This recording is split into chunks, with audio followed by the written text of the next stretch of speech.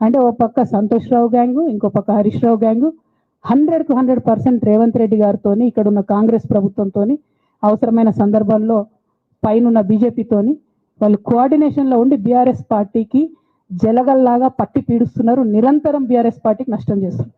ఎంత దారుణాన్ని కొడిగట్టిరంటే ఆఖరికి నా ఓటమితో ప్రారంభమైంది అది. నిజామాబాద్లో నా ఓటమిలో కుట్రలు చేశారు. ఆనాడే మనం రివ్యూ చేసుకుంటే బాగుండలేదు. కానీ ఇప్పుడు అది ఎక్కడికి వచ్చింది? కామారెడ్డిలో పెద్దసారి ఓడిపోయేదాకా వచ్చింది పరిస్థితి. మూడోసారి ప్రభుత్వం పోయేదాకా వచ్చింది పరిస్థితి. ఒక్కొక్క ఎలక్ట్ అయిన ఎమ్మెల్యేని, ఓడిపోయిన ఎమ్మెల్యేలు పత్రికా మిత్రులు మీరు మాట్లాడండి. సంతోష్ రావు గారి బాధితులు నాకు మామూలుగా ఫోన్ చేస్తలేరు. అచ్చా, ఈ కంపెనీ పేరు బ్లూఫిన్ అట, మోకిలా పల్లారాజేశ్వరరెడ్డి అని అప్పుడు పంపిన మెసేజ్ చూస్తున్న పాతది. Bluefin company Mokila. అయితే నేనేమంటున్నా అంటే ఇంత ఇంత స్పష్టమైనటువంటి నేను ఇస్తున్నా. రేవంత్ రెడ్డి గారిని నేను ఛాలెంజ్ చేస్తున్నా. మరి ఎందుకు మీకు మీ ఏసీబీ వాళ్ళకు వీళ్ళ ఇండ్లు అడ్రస్లు దొరకలేవా? ఏం అండర్స్టాండింగ్ ఎందుకు లేదు మీకు? లేకపోతే మీరు చర్యలు ఎందుకు తీసుకుంటలేరని నేను సూటిగా రేవంత్ రెడ్డి గారిని ప్రశ్నిస్తున్నాను.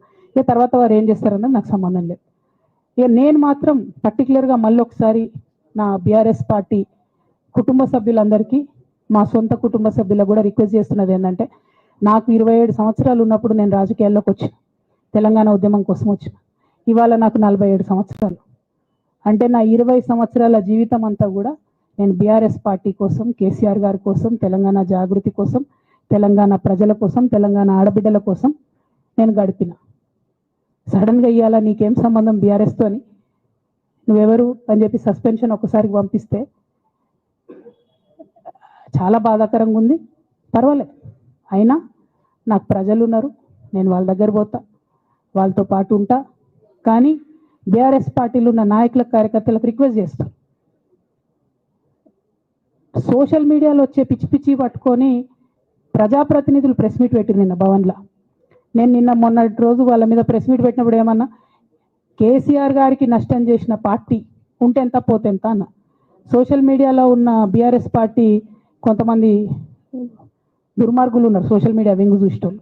వాళ్ళ ముంగట విషయం కట్ చేసారు. ఏది కేసీఆర్ గారికి నష్టం చేసిన అనే విషయం కట్ చేసి బీఆర్ఎస్ పార్టీ ఉంటెంత పోతెంత నేను అన్నా అని చెప్పి ప్రచారం చేస్తున్నారు. నాదే పార్టీ బీఆర్ఎస్ పార్టీ. 20 ఏళ్ళు నేను కష్టపడ్డా. నేను తెలంగాణ జాగృతి పెట్టి ఇండిపెండెంట్గా పనిచేసినప్పుడు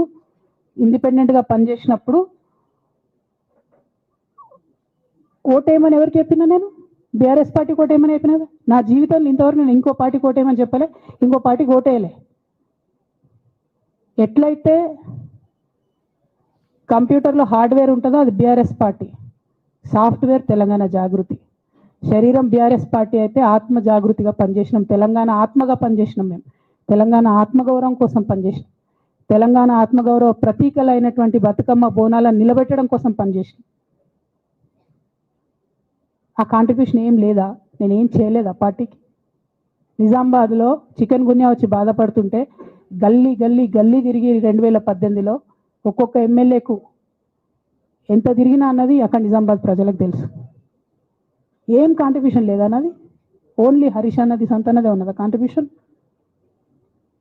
వీళ్ళు మేకవనే పులులు నాన్న. వీళ్ళు మీ ముంగట నటిస్తారు అంతే, బయట వాళ్ళ నిజస్వరూపం వేరేలాగా ఉంటుంది. యాజ్ అ డాటర్గా రిక్వెస్ట్ చేస్తున్నా, ఒకసారి ఆలోచన చేయండి వాళ్ళ గురించి. నాకేమొద్దు, నన్ను పార్టీలోకి వెళ్ళి సస్పెండ్ చేసి నో ప్రాబ్లం, కానీ వాళ్ళని పార్టీలో ఉంచుకుంటే పార్టీ ఎట్లుంటుంది అన్నది మీరు ఆలోచన చేసుకోండి.